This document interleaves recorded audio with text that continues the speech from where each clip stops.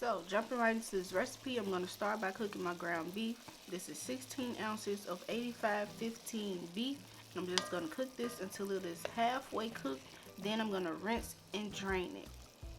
Now to this, I'm going to add my onion, bell pepper, and garlic. And I'm just going to add 1 whole onion, 1 whole bell pepper, and 2 tablespoons of minced garlic.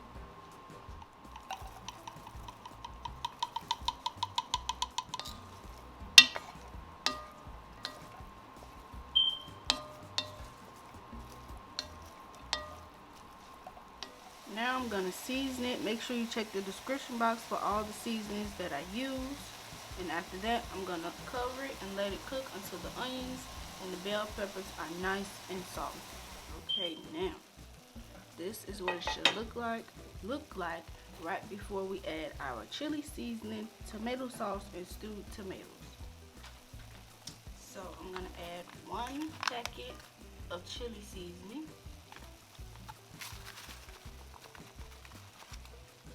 Now I'm going to add my stewed tomatoes, 1 can, and this is 14.5 ounces. And after that, I'm going to add 1 can of tomato sauce.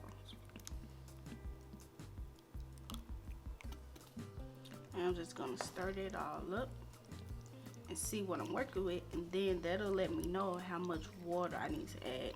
Now you can add water, chicken stock, beef stock, whatever floats your boat. Do that. And now I am gonna add some water because this is too thick. I like my chili really soupy, so I'm gonna add about a half a can to a whole can of water. Now I'm gonna let this cook for a little while. Then I'm gonna add my beans, and then I'm gonna just let my beans cook in this until it's nice and soft, and then we ready to eat.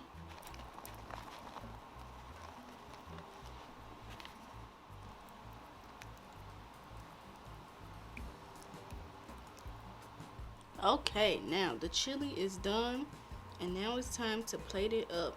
Now I like to eat my chili with like some kind of chips, whether it's like spicy chips or tortillas or something like that. But you can eat your chili with crackers or cornbread or even rice.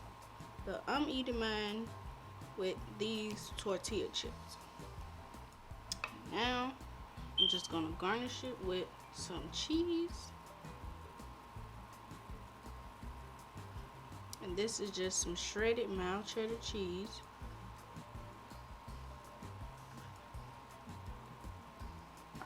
Some green onion.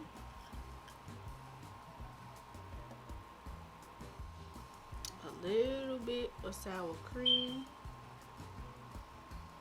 Some jalapeno. And that is it for this chili recipe.